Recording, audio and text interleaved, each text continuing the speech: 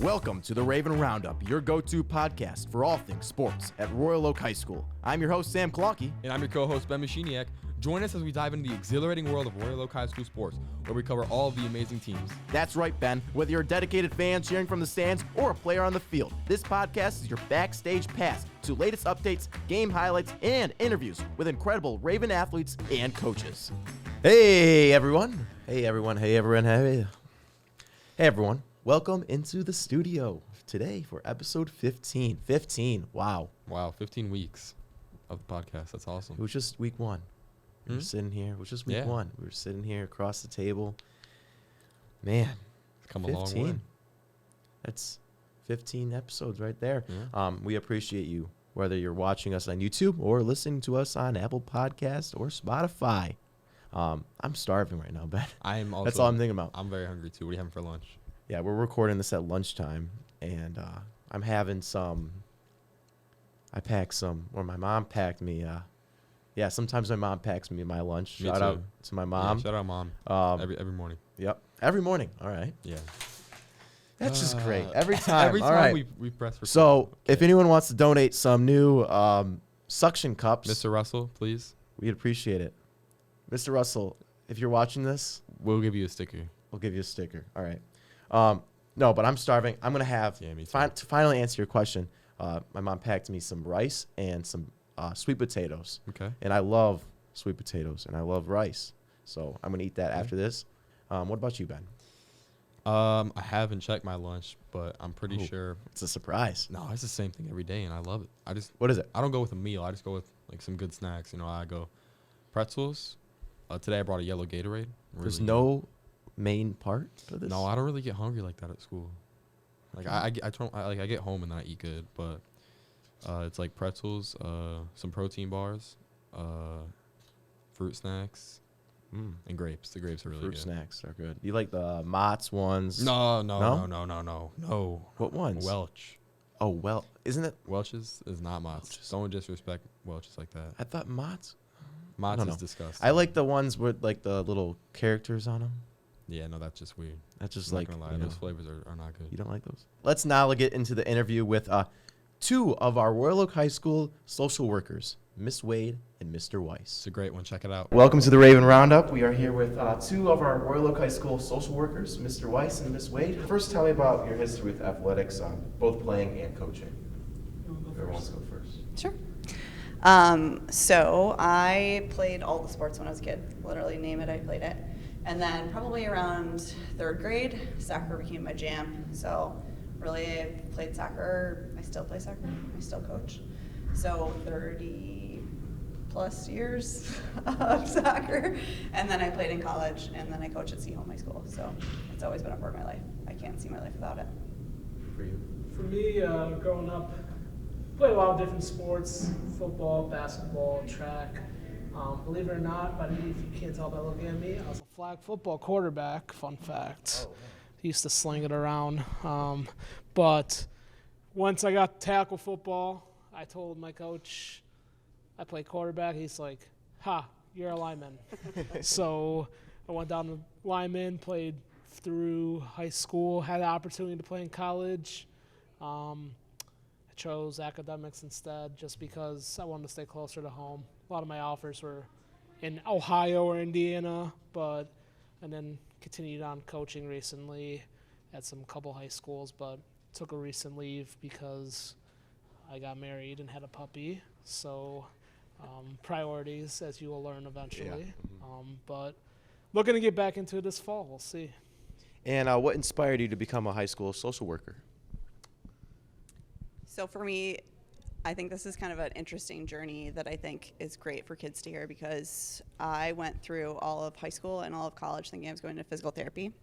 So my entire undergrad was science classes, pre-PT.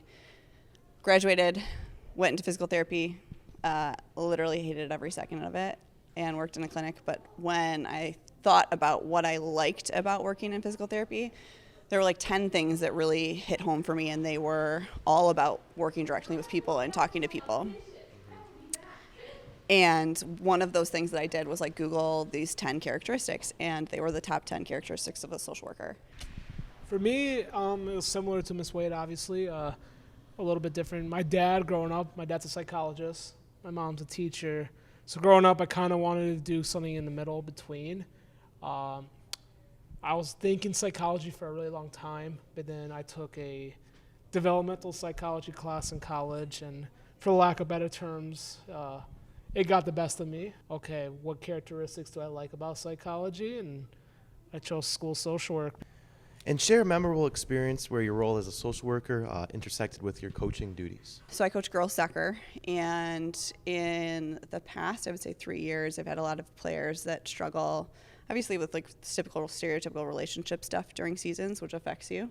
But I have a lot of players that have pretty severe anxiety and depression, one of which in the past couple of years that's had to be, hospitalized due to that. But one of the things that made her capable of continuing to be in school and being social and being with her friends was the fact that she could come to practice.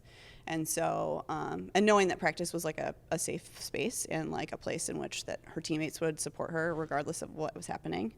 And so, having that ability to work with kids that are, the age range in which we typically work with, but also understand what they're going through in an actual sporting event is pretty cool to watch. How that anxiety and depression like melts away just during a game or a practice. So I think for me, it's been a little bit different. For most of my coaching career, I wasn't a social worker. I was inspiring to be one. I was going through school, putting myself through grad school. I think talking about just mental health and experiences with mental health in sports, it's taken a radical turn. Even when I was in high school, like we had like that pain is weakness leaving the body mentality. You can't say stuff like that really because people take it in different literal terms, and like there's different amounts of pain we go through mentally. And some people, it's not just that simple. So like for me, it was just kind of the mental health aspect of when someone makes a bad play during a football game, what do? You put your head down and you're like, man, I'm not good enough. You start having these doubts. I always like to, even when I was a head coach, I like to walk over to the kid and say, hey man, next play, you got this. It's not that big of a deal. We're still in the game, and we get them next time, and I'm proud of you. That's all you got to say. So I think that's really where I use some of my mental health skills. In what ways do you see sports positively impacting the lives of high school students, especially in terms of mental health and social development? Part of the reason that I still participate in sports now and coach now is because it helps my mental health, right? So anxiety is a pretty normal thing for most people, but it's something that I, suffer with still. And when you are able to have an outlet like exercise, or where you can work with friends or engage with people that aren't necessarily the people that you see in the hallway or you would text with or be on social media with, it helps you to, one, become more empathetic towards other people, and two, to find different people and essentially like coping skills that help you get through certain scenarios. So it can be also a point of anxiety too, like coming to a soccer game when you had a crappy day and failed a test. Like it could just be one more area, but most times once you get to that game or that practice and you've pushed through, you leave feeling better and more relieved that like, okay, I've gotten my endorphins going and I've engaged with people that make me feel good about myself. Brotherhood in football, one of the things that my coaches say, we used to say together in the locker room is, I love my football brothers. Like, you build this bond with these people for 4 years. You go to battle with them. You pick them up. You're kind of like for me, growing up, I'm the only child. So all I had was my teammates. So if I needed someone to talk to, I'll talk to my teammates. It's like, who else do I talk to? I had a dog. They don't talk back, so I just listen. Yeah. But just listening and getting my perspectives from my teammates and kind of helping me through my mental health was a huge aspect of my life. And I'm still friends with a lot of my teammates to this day, and I've been out of high school for like 10 years. And what advice would you give high school students who are struggling with balancing academic, sports, and personal life? I would just elaborate also on time management. I think it's a huge part of you guys and the world you guys live in right now, between, constantly making highlights on TikTok or Twitter, or is it Twitter now, or do you guys call it X? What do you guys I call don't know. it? Twitter or X? Put it down in the description if you think Yeah. it's Twitter or X. What do you think? Twitter? You I still think call it it's Twitter. I call it Twitter, even though the symbol's X. But I mean, Elon Musk had to change the game a little bit. Oh but man. like I had reedified time management, and I think also like setting boundaries for yourself, like being able to, okay, you know what, I did do the best I could do at this point in time right now. You just got to tell yourself positive, kind of the Ted Lasso effect, positivity kills believe, goldfish, all that stuff. Kind of being like a Ted Lasso 24/7 to yourself, I think, is the best advice I would give someone. All right. And what advice would you give aspiring social workers or coaches who are interested in working with high school students? I think the best advice I would give to inspiring, I'm going to break it up into two. So as a social worker, I think my advice would be is it's more than meets the eye, the old Transformers saying. There's more to social work than just, there's always that negative connotation. I think Ms. Wade knows what I'm talking about, where you see it on TV. Social workers are the people that go into people's homes and take their kids and constantly reporting. But there's a lot of positives to our job too. I mean, working here in a school, being able to connect with kids on a normal basis and kind of like root for them. Like I always say, I'm your number one cheerleader in the school. I want you guys to succeed. Believe it or not, I don't like making reports. It's a lot of work, so I'd rather not do it. I have to, but if I don't have to do it and I can be positive, I'll be your number one cheerleader at the end of the day. I think in regards to being a social worker, there are so many avenues. So school social work is just one thing that you can do. Like you can have your own private practice. You can work in a hospital. You can work at literally a business and be a social worker. So I think you have to get out of the mindset of that it's just the sit and listen. There's a lot of action that can be had as a social worker. So if that's something that you want to pursue and you feel passionate about bringing empathy to others and bringing awareness to things that people are going through, then that's absolutely an avenue to pursue.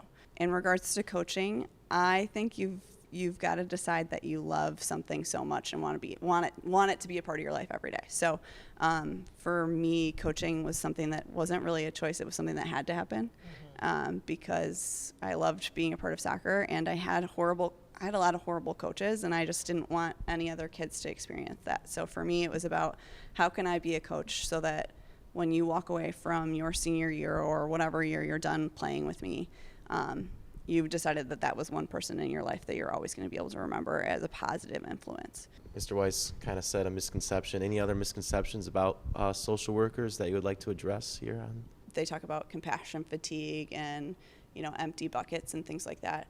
There are so many things that quickly fill our buckets throughout the day in regards to like just our jobs that that there's a lot of like really great joy that happens as being a social worker. I mean, you get to watch people grow, not only like as like human beings, but you get to watch them become like who they're going to be the rest of their life. And then You Matter Week is next week from April 29th to May 3rd. And look at all these events. Could you guys share just a little bit about You Matter Week, what's in store for everyone here at Royal Oak High School, and get a promotion out there? Sure. Okay, so in case you don't know, You Matter Week is a suicide prevention kind of incentive. I guess that's the best description. But we here at Royal Oak are hosting a full week of events. So there are student-led events. Sam's going to proctor a panel, which is all on student voice, like topics that were important to you guys as students. Bloomfield Child and Family is coming in. They're going to do free lessons for us. They're giving 7 lessons on things that as students you guys felt were important to you based on the survey that we did earlier this year. The whole goal of You Matter Week is just to bring awareness of some of the things that individuals are struggling with that we don't talk about. I want you guys to have some fun too, obviously. We got a lot of cool events, and we want to bring like a positive notion to mental health. because there's a lot of negative connotation, kind of like social work, about mental health. But we want to show you there's also some good positive lights. Like obviously, we have some therapy dogs coming in. Who doesn't like dogs, right? No, I don't think anyone. Got some game hours for you guys to just come in and, if anyone wants to open challenge, I'll beat you all in Uno. Come on down. He'll also do a dance off in the dance hour. I will do a dance off. Dance hour. Okay, dance off. Get ready for some of the, what's it called? The sprinkler, lawnmower. Yeah, lawnmower. Do a little preview of it on the podcast here. They get a little. Don't. It's a splash free zone. Don't worry. Right. Just a lot of positive. We're trying to bring some light to obviously a very deep conversation that's pretty prevalent right now, but also bring some positive light to it too. Okay, so student sign-ups right now are obviously by the cafeteria, as we can see. There's a whole bulletin board by the Student Service Center, which is in the main hallway by the main office, in case you don't know where the Student Service Center is. Teachers also have access to it. There are flyers that will be handed out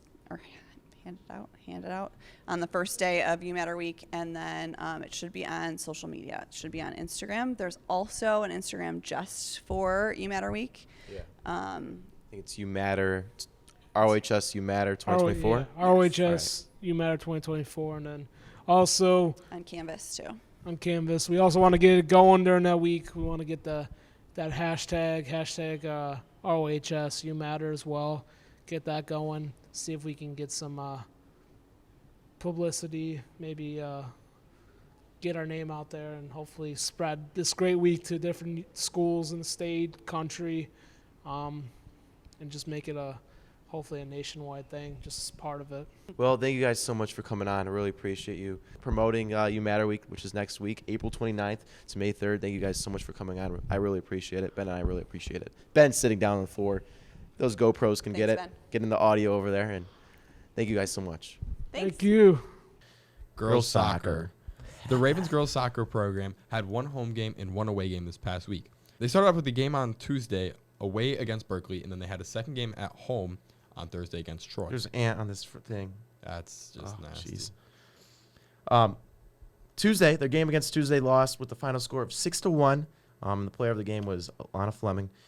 This was hands down one of the worst games of the season, and Berkeley was the fastest team that the girls have played, and constantly kicked the ball over our heads and for easy goals.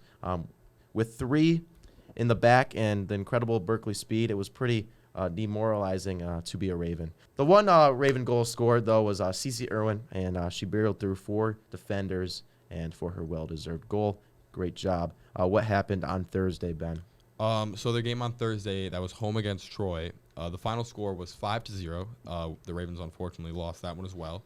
Right away in the first 20 minutes, Troy scored 4 goals against the Ravens. Wow. With a mid-half shift in information, the Ravens gained some confidence and started to cut off passing lanes.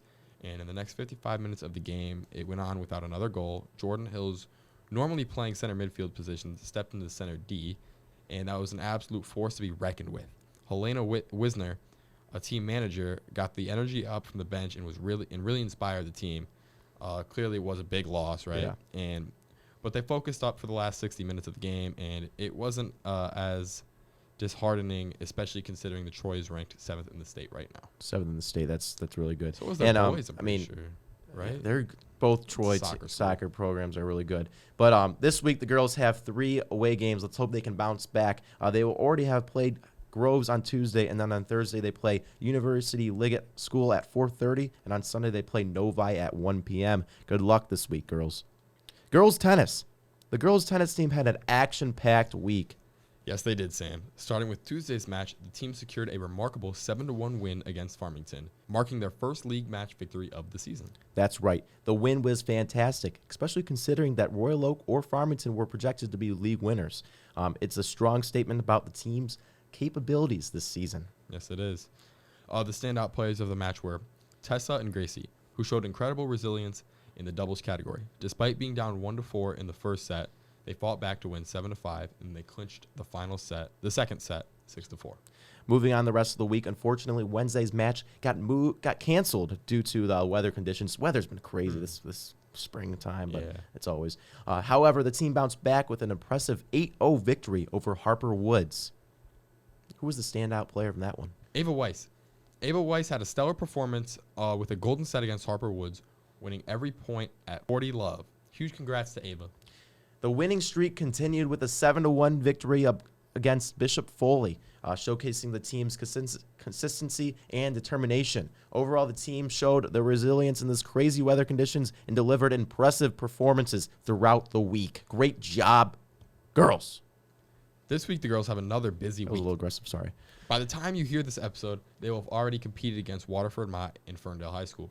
On Thursday, they have their third match of the week against Southfield A&T at 4 p.m. Good luck, girls. Good luck. Boys golf. Last week, the boys golf team played in a tournament at Farmington Hills Golf Club. The team got second place, and the standout player was Lucas Scharf. Lucas got first place out of every golfer with a score of 77. Great job to Lucas. That's awesome. What about track?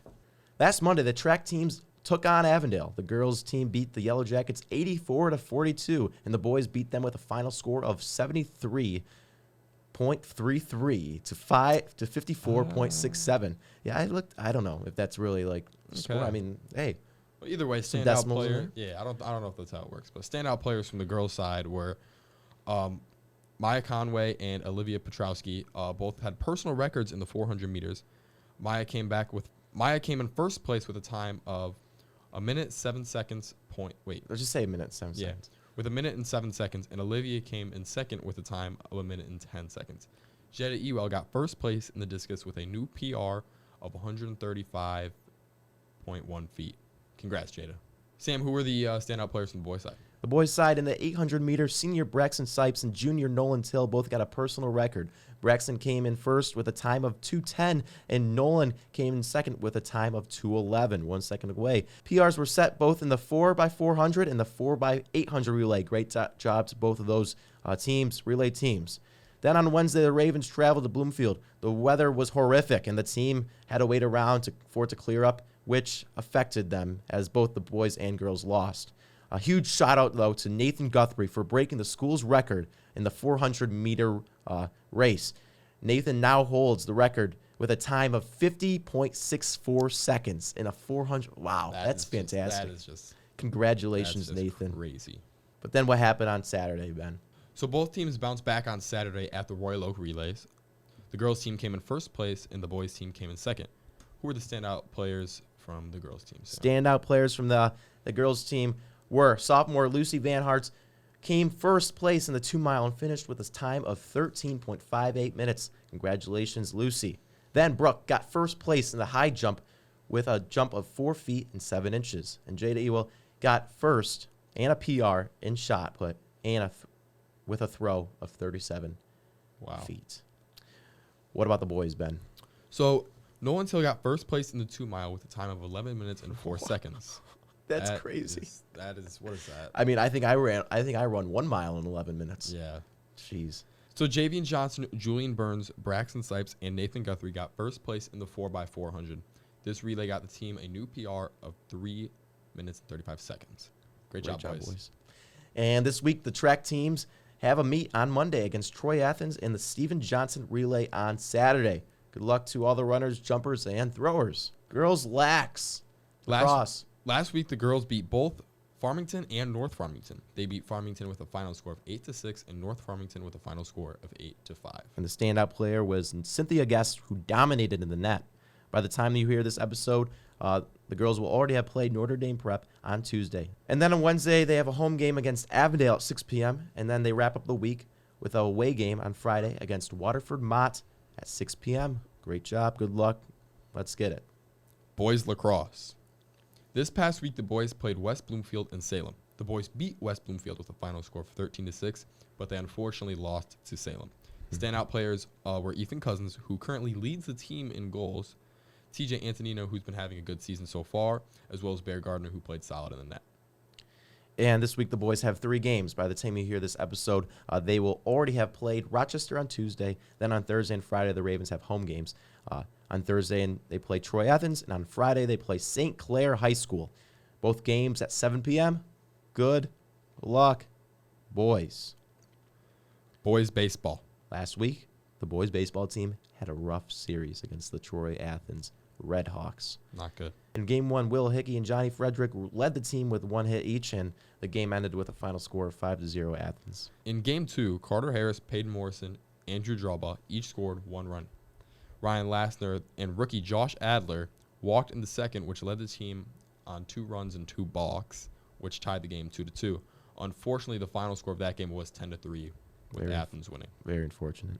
And in Game 3, Nate Williams and Will Hickey led the team with 2 hits each. And Jack Roya singled in the first and to tie the game 1-1. An RBI ground out by Josh Adler and a single by Ryan Lassner put them in the lead at the top of the fourth, 3-2.